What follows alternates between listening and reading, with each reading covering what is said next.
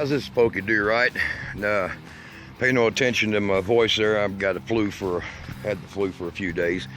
But due to the fact that I've got to do some repairs on this truck, this is a 2014 truck, and it has a typical freight shaker issue. And I'll explain to you more in the video where my definitions of why and what year models and pretty much all Freightliners, and I'll explain in the video the whys and the whats and how to fix that shaking that happens between 45 and say 80 miles per hour. Yes, this one here will run 80 miles per hour. It's got a big 60 in it, 500 horse plus, and it has got a problem shaking down the highway. All right, stay tuned on it. We're going to bring you the details.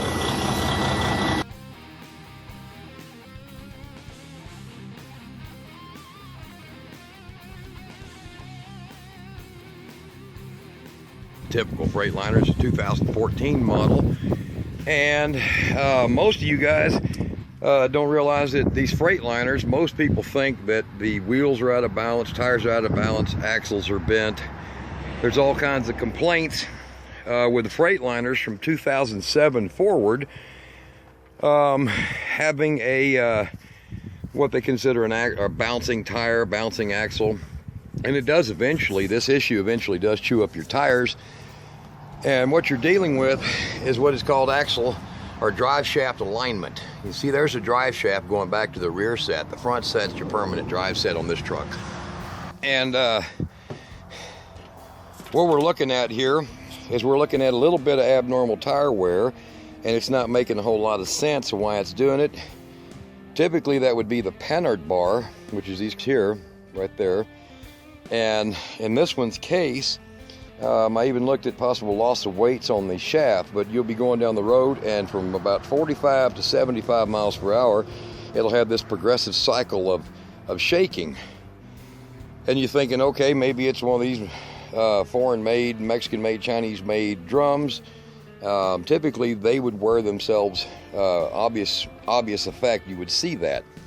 But this one right here is a 550 horse Detroit 60 series, and with the 10 speed in it. And what I'm going to show you here is what your problem is. So most people don't realize what their problem actually is. Now I have removed this item right here. I'll lay it down, hopefully you get a good picture of it. This is your Wabco air extension bar. Now Merit bars and other ones are about the same. Now the problem with the Freightliners, when they were set up, they did not properly set these length of bar. And what happens is when you're empty, like this truck is now, it's bobtail.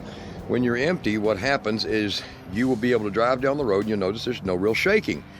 Well, the reason that exists is because your drive shafts are in line. Now, this drive shaft going back underneath me, back to the transmission, and the secondary drive shaft, when they're not in a straight line, that's the reason you have that load leveler, which is right down here. I pointed out, it's right there. That's the load leveler on them. I hope you can see that clearly. And what happens is you have an extension bar that when weight is put on your truck, there's a pin, and these just pop out. They've just got a grommet, and they'll just pop off. They're easy to remove. Just take you a little hammer or something, and you just claw and pry it off the end of the little barb that's on it. And so you get your extension bar, or what you call this is called an elevator bar, and you take that bar, and what I'm going to do here is I'm going to cut this bar, and I'm going to then add a 3/8 of an inch addition to it. And that's just going to be a simple, basically I'm just going to cut a piece of tube, metal tube this size, and then I'm going to put it in here. I've done this before, it works. And the truck had done it before, had 206 miles on it, and it's got 710,000 on it, and the guy's still driving it. It's all together. This doesn't actually get any, doesn't require any strength, okay? So what it does is as your load gets onto your trailer, or your trailer gets onto your truck, it pushes it down. And then this little bar here going down there, you'll see it when you look in there, it sits in there like this on your axle, on your front drive axle. It sits there like this and has that grommet inside of this top one here. and it moves that air valve up or down to allow air in and out of your airbags, which you can see the airbags down there. And I'll show you here. I think there's still enough air in the system. I'll control this, and I can reach over here and lift it up and down, and the truck will rise and lower, okay? And there's a centering point that's kind of fine-tuned with that valve, because the valve's got a progressive port in it. There's the little piece right down here. I think you can see that right there. And the other one is right down there on the axle, right down there, okay? If I point that correctly, right there.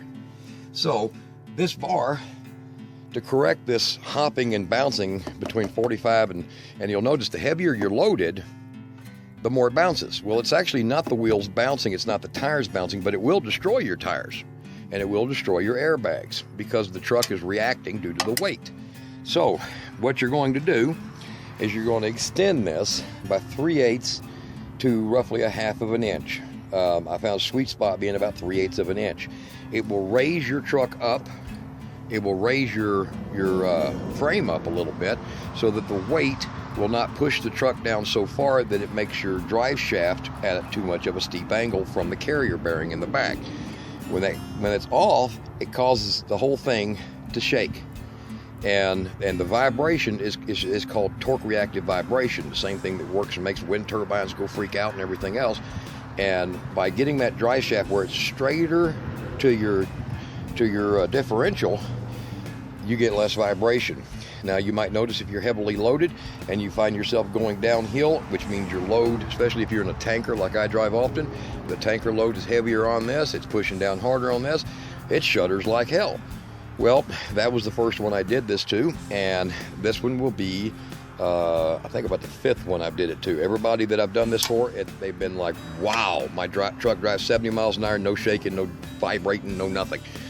It has everything to do with where Freightliner located. If you look up in there, the carrier bearing. Look how long this shaft is. That carrier bearing should have been about right here. Okay, instead that carrier bearing is almost 2 feet further that way, which gives this shaft a lot of mass. Look how big it is. This is about a 6-inch shaft, or 5.5, and it's very heavy. So when its U-joints are changing their position down here from where the weight points of the U-joints are, that's where you get that shudder and that bounce. You won't believe this till you do it.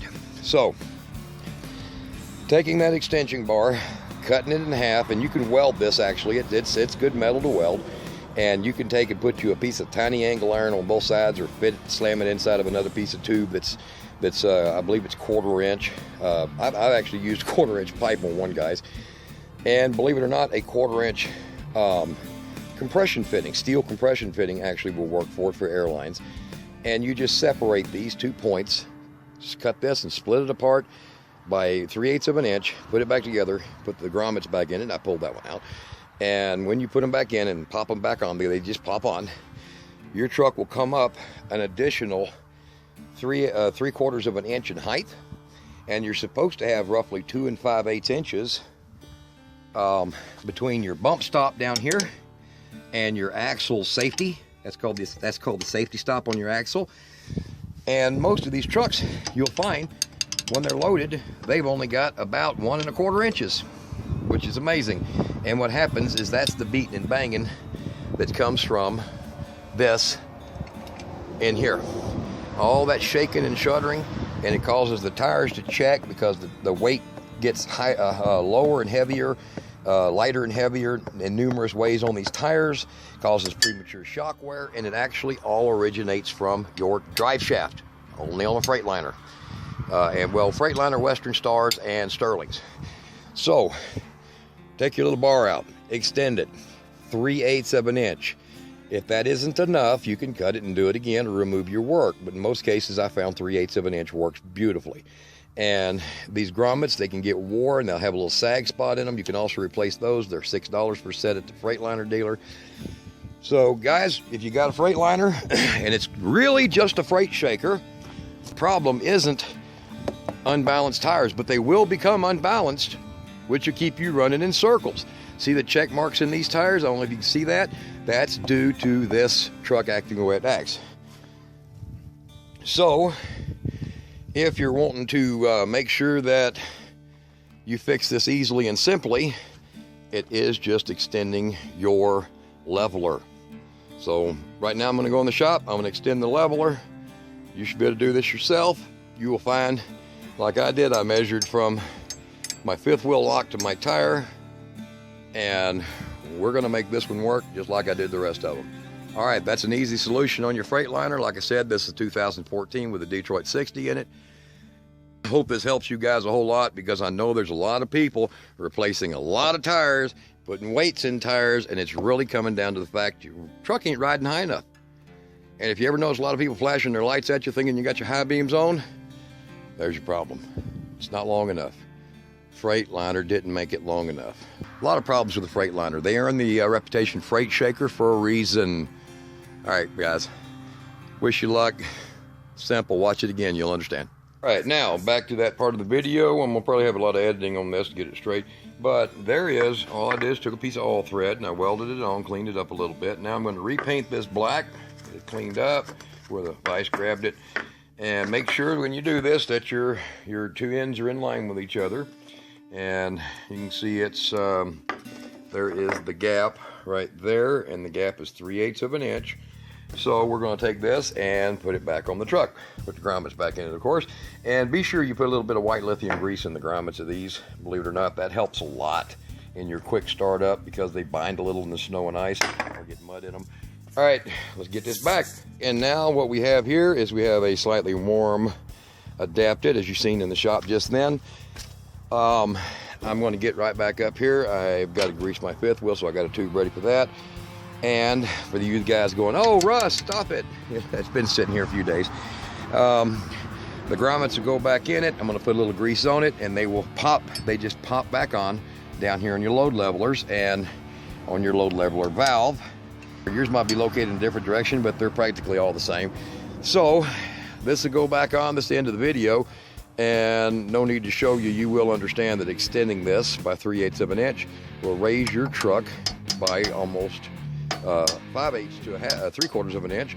And then when the load gets on it, your drive shaft will still be fairly straight instead of like this and then like that. And that's what the cause of all that shaking is on a freight shaker. All right, guys, enjoy. Do it yourself. Don't pay Freightliner $700 to go in there and run a computer on some kind of crap they can't figure out. You know the game. Later.